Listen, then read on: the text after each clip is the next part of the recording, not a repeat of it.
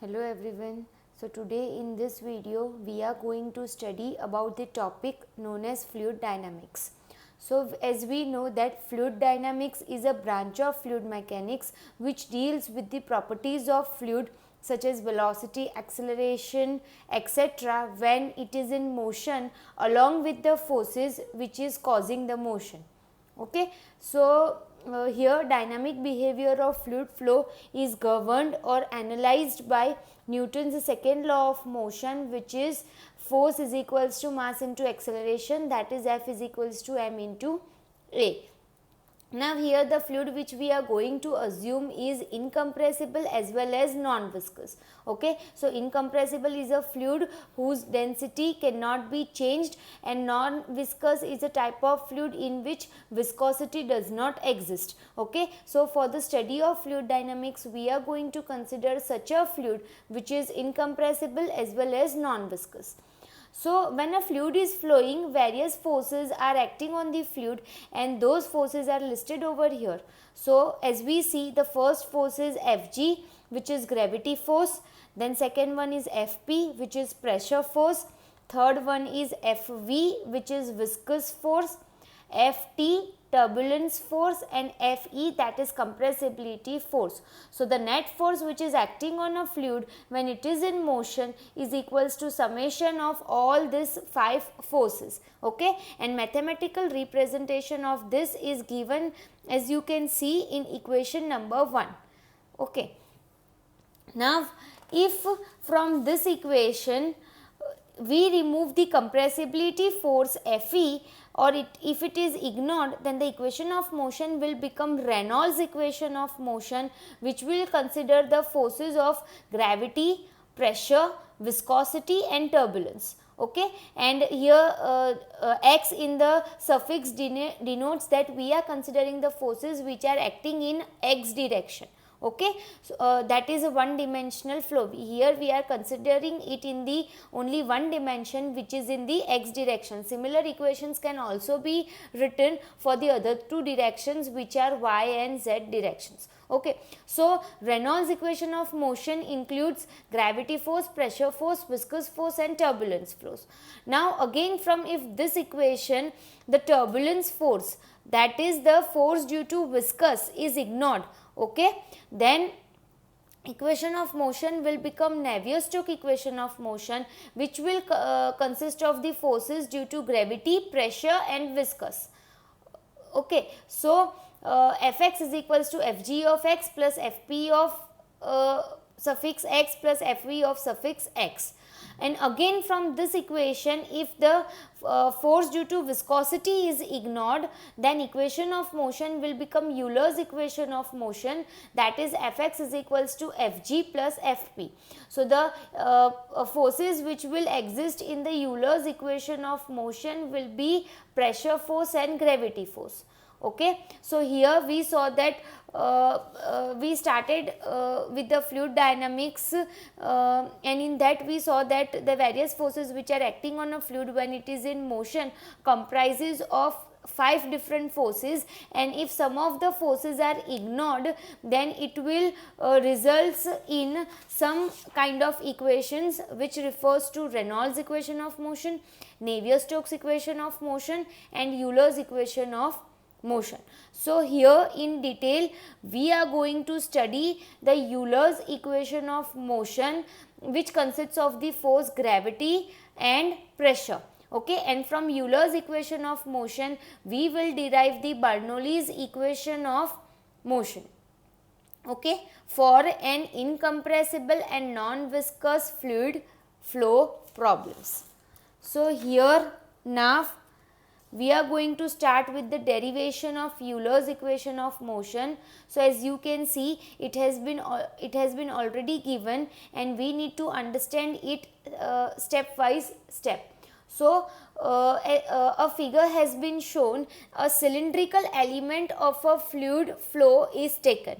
Okay, so here it is written that as shown in figure, streamline in S direction is considered where fluid flow is taking place. Okay, so streamline is an imaginary line which is obtained by connecting various fluid particles in a fluid flow. So here a particular direction, suppose S is taken, and where fluid flow is taking place. Okay, now it is written that a small cylindrical element of fluid with following dimension is considered. So here it is shown, of course this is also an imaginary element of fluid, that when a fluid is taking place in S direction, a smaller cylindrical element of the flowing fluid is considered and it is enlarged over here, and the dimension of this cylindrical fluid is dA and ds, where cross section of this cylindrical element is dA, and the length which is considered is suppose ds.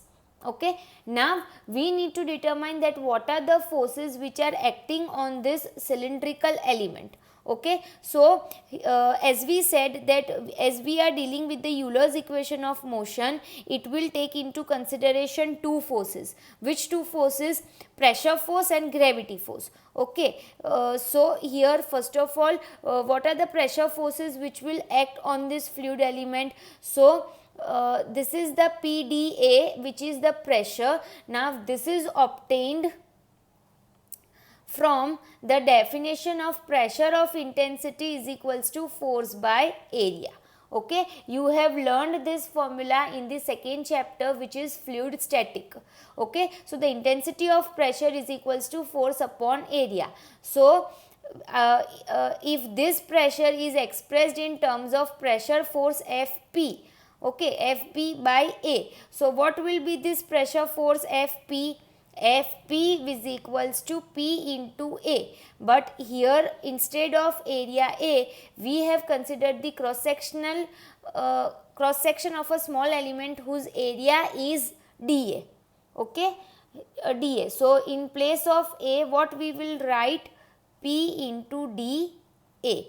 So the pressure force Fp is equals to P into dA, where intensity of pressure small p is equals to force by area, and that force is nothing but which force? Pressure force. So pressure force upon area, making subject a pressure force, we will get P into A, but instead of A we will write dA, as the small cylindrical element is considered whose cross section is dA. So pressure force Fp is equals to P into dA.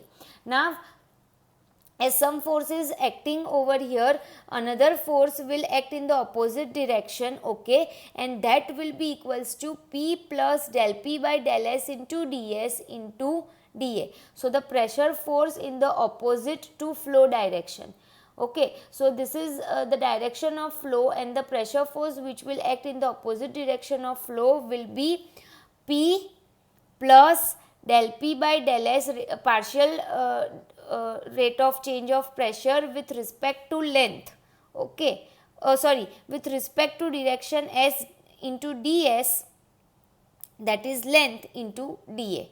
Okay, and another force which is acting on this fluid element is the gravity force, that is the weight of the fluid itself in the downward direction. Okay, so that will be equals to what? M into G.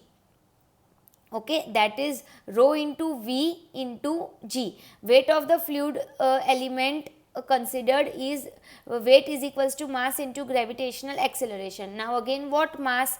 Mass is equals to density into volume, density into volume into G. So that is equals to rho into dA ds into G, where in place of volume we have written dA into ds. Okay, because the cross sectional area of the element is dA and its length is ds, and volume is equals to area into length. So it will give us V is equals to dA into ds. So in place of V we will write dA into ds into G. So rho G dA ds. So this is the weight of the fluid element considered, which is acting in the downward direction, which is equals to rho G dA into ds. Okay, and as the cylindrical element is considered at a inclined angle, it will make the weight of the fluid element will make some angle theta with the center of the streamline in the s direction. So again it will have two components, that is rho ga ds cos theta. So that will act, suppose this theta is okay, I will draw over here this theta, okay, and this is rho g dA ds, which is equals to weight of the fluid element. So it will have two components, that is rho g dA ds cos theta, and this will be rho g dA ds sin theta. Okay, so this will have two components, cos theta as well as sin theta. Okay, clear? Okay.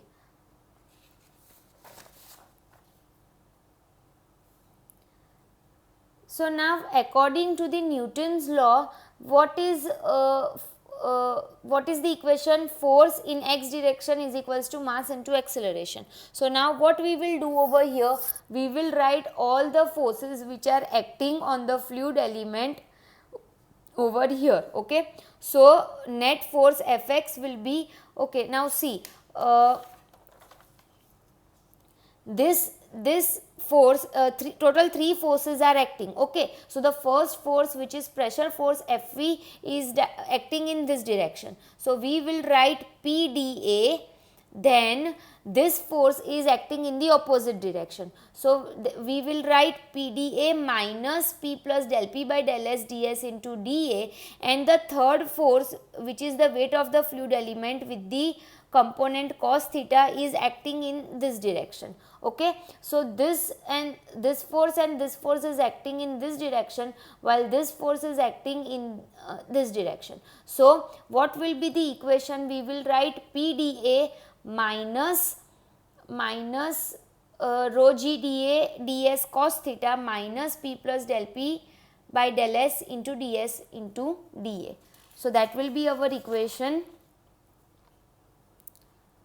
Okay, so PdA minus P plus del P by del S ds into dA minus rho g dA ds cos theta, because this force is acting in this direction, this force is acting in this direction, and this force is also acting in opposite direction. So this minus is equals to, what will be the value of mass? That will be rho dA ds. Okay, and in place of acceleration it would be a into s, right? So mass is, we know here, mass is density, density is mass by volume. Therefore mass is equals to density into volume, is equals to density into our volume is dA ds. So in place of m we will write rho dA ds into, in place of a acceleration we will write as it is taking place in the direction s. So we will write as. Now again, what is as? Acceleration, and it is defined as rate of change of velocity with respect to time. Okay, acceleration is rate of change of velocity with respect to time, and again this velocity is a function of space as well as time. So it is a function of space as well as time. So we need to express this velocity in terms of the space and time. So for that we will write as is equals to partial derivative of del v by del s into ds by dt plus del v by del t. Okay, so this is the mathematical expression we have written for acceleration, because here acceleration is rate of change of velocity with respect to time, and again velocity is a function of space and time. So we need to express velocity in terms of space as well as time, and this is the equation. Okay, now in place of ds by dt we will write v, because velocity is meter per second, that is distance upon time. So s is the, ds is the length, right?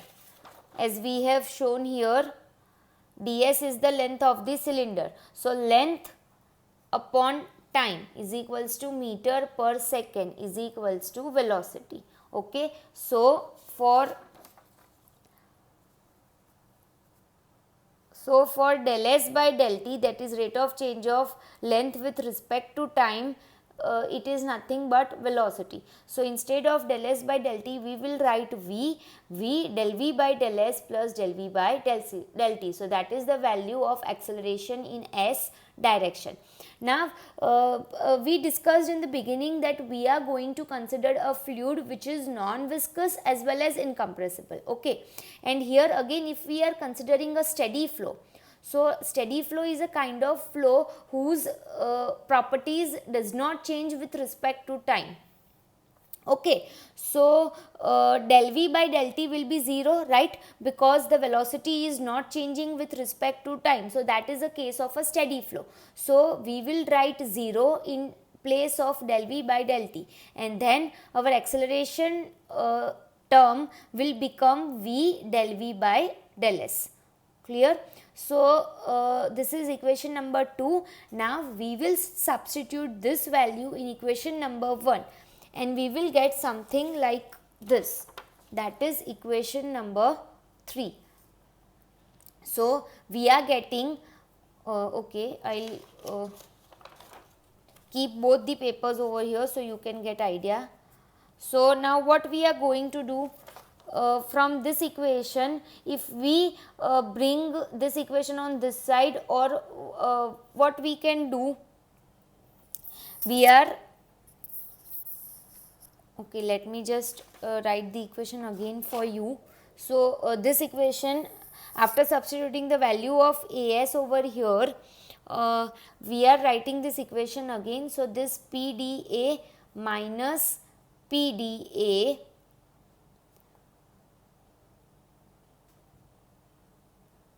minus del P by del S ds dA minus rho g dA ds cos theta is equals to rho dA ds into V del V by del S. Okay, so this is the equation which I have written over here again. Now from this equation we can see that this first two terms could be cancelled out. Okay, so cancelling these two terms, what we will get, this is the equation which is remaining after cancelling these terms, and that has been written over here again. Okay, so we are getting this equation. Now what we need to do, we need to divide this entire equation with the value of rho ds dA. Okay, so if we divide this with rho ds dA, what is remaining? Minus del P by del S into rho. So if over here I will divide it by rho ds dA. Okay, so this will be cancelled out, and what will remain? Minus del P by del S into rho. Again dividing this term by rho ds dA. Okay, what will remain? Minus g cos theta, and this term will be cancelled out. Okay, and it will be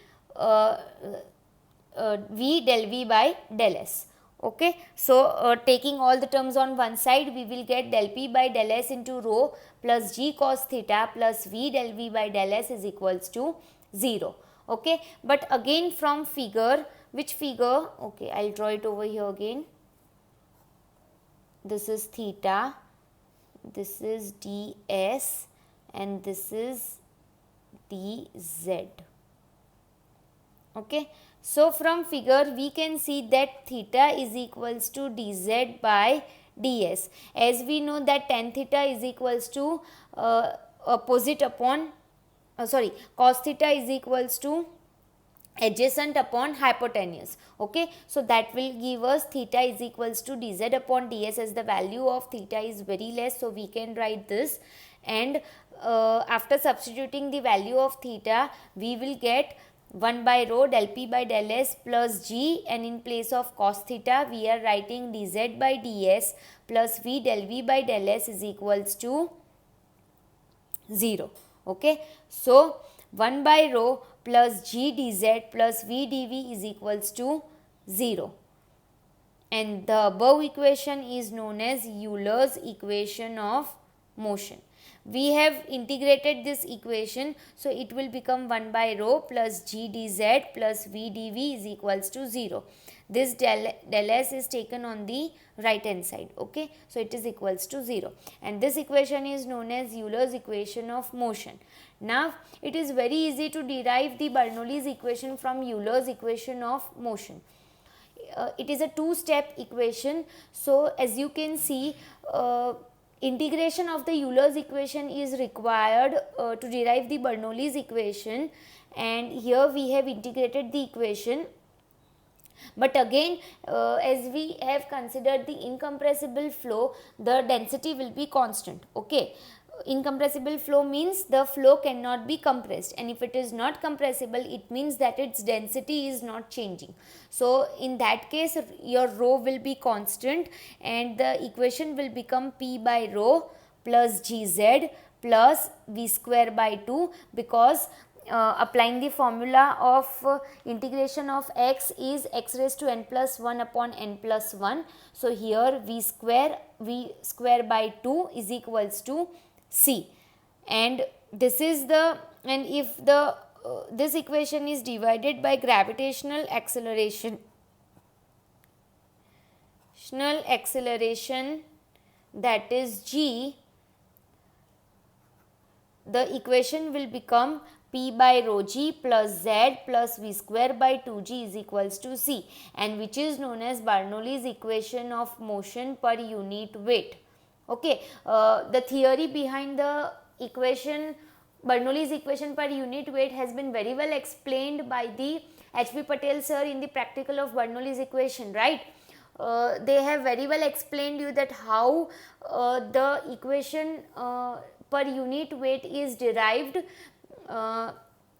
So I think you have understand it very well, and here this is the equation which you can see is the, which you can say is the Bernoulli's equation per unit weight. So in the next video we will see that how the this equation is useful for solving practical fluid flow problems, which is generally pipe flow problems, okay.